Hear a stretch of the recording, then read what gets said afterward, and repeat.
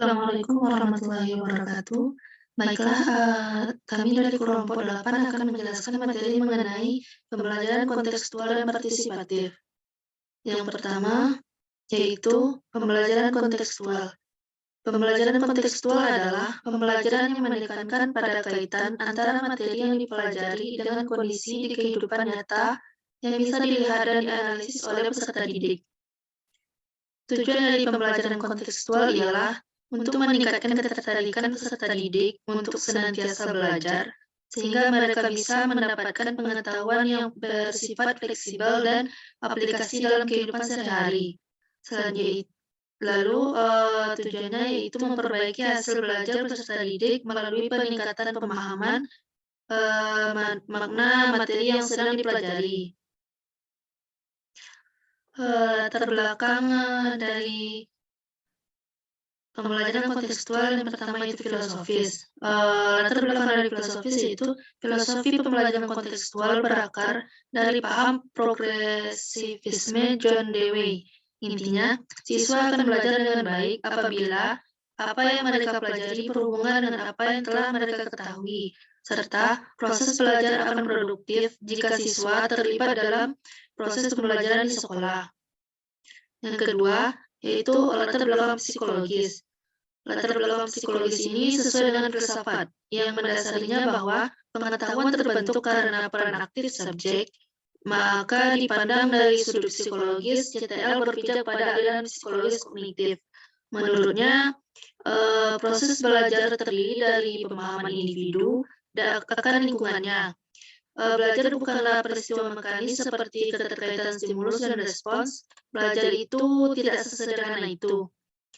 Belajar melibatkan proses mental yang tidak tampak seperti emosi, minat, motivasi, dan kemampuan atau pengalaman. Kelebihan dari pembelajaran CTL ini yaitu yang pertama, memberikan kesempatan pada siswa untuk dapat maju, terus sesuai dengan potensi yang dimiliki oleh siswa, sehingga siswa akan terlibat aktif dalam kegiatan pembelajaran.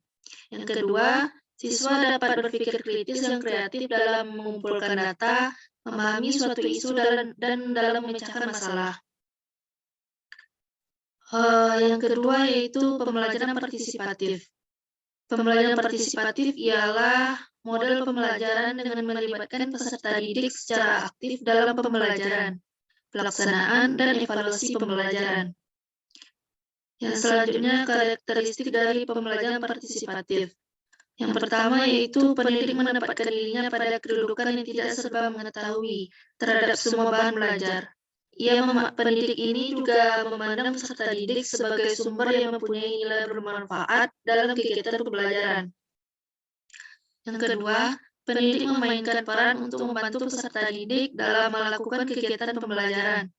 Kegiatan pembelajaran itu berdasarkan atas kebutuhan belajar yang dirasakan perlu dan mendesak oleh para peserta didik. Yang ketiga, pendidik melakukan motivasi terhadap peserta didik supaya berpartisipasi dalam menyusun tujuan belajar, bahan belajar, dan langkah-langkah yang akan ditempuh dalam kegiatan pembelajaran. Yang keempat, peserta didik sekaligus juga menempatkan dirinya sebagai peserta didik.